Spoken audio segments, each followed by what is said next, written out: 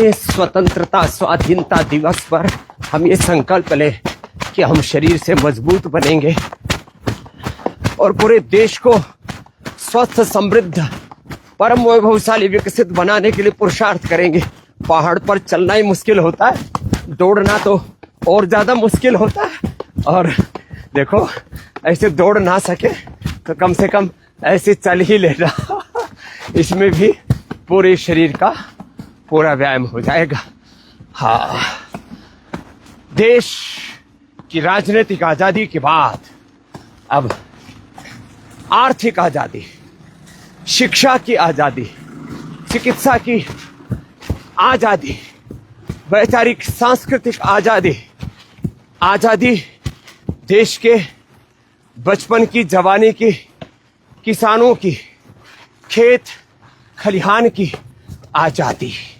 और इस आजादी के लिए सबसे पहले तो आपको फिजिकली स्ट्रोंग बनना पड़ेगा। देखो ऐसे चलने से ना, दौड़ने से घुटने मजबूत हो जाते हैं। और ये पहाड़ में देखो क्या सुंदर रचना हमारे पूज्य आचार्य बागशन जी ने की है।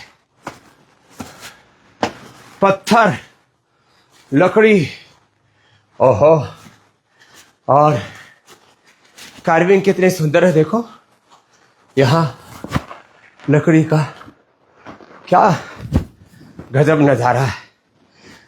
चलो अब आपको बाहर ले चलते हैं।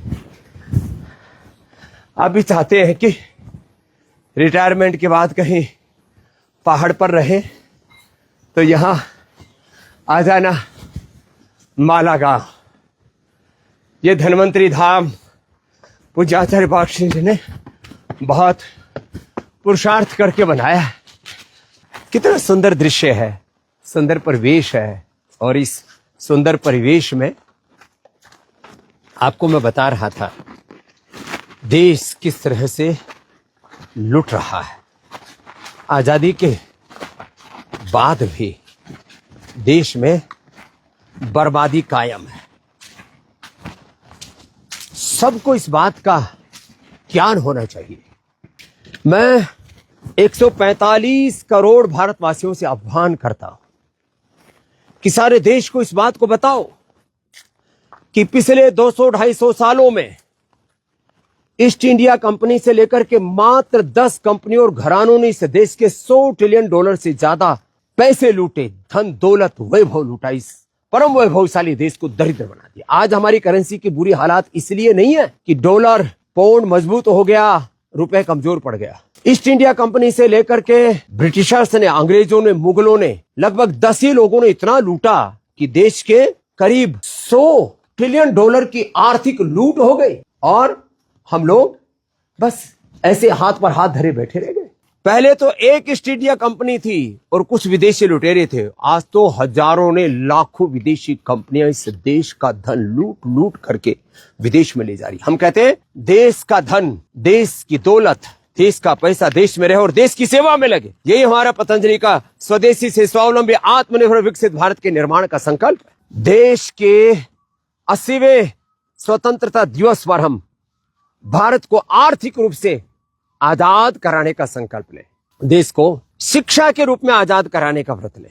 हम किन पूर्वजों की संतान है, जरा विचार तो करो। और आज हम कहां खो गए? आर्थिक गुलामी की बेड़ियों में, जंजीरों में हम जकड़े पड़े। पराधीनता, गुलामी हमारे डीएनए तक चली गई है। आओ उखाड़ फेंको इस गुलामी को। आर्थिक गुलामी यदि आर्थिक रूप से देश को दरिद्र बनाती है तो वैचारिक रूप से दरिद्र बनाती है शिक्षा की गुलामी। आज भी मैकाले की शिक्षा चल रही है।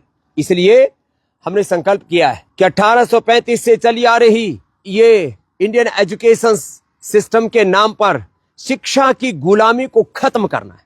और शिक्षा की गुलामी और इस ग्लानि को खत्म करके इस देश को हमें भारतीय शिक्षा बोर्ड से जोड़ना है। भारतीय शिक्षा बोर्ड ये शिक्षा की गुलामी से मुक्ति का एक बहुत बड़ा अभियान है। ये घोष महर्षि दयानंद ने किया था। यही उद्घोष गुरु नानक देव जी ने किया था, चंद्रशेखर, राजगुरु, सुखदेव, भगत सिंह, ऋषि ऋषिकाओं ने, वीर वीरांगनाओं ने हमें यही संदेश दिया था। और वही संदेश आप यहाँ पर मेरे दाईं ओर देख रहे हैं, बाईं ओर देख रहे हैं। और इस उद्घोष को आगे बढ़ाने के लिए पूरी प्रतिबद्धता के साथ हम आपको इन ऋषि मुनियों के दर्शन भी करा रहे हैं और आपको बता रहे हैं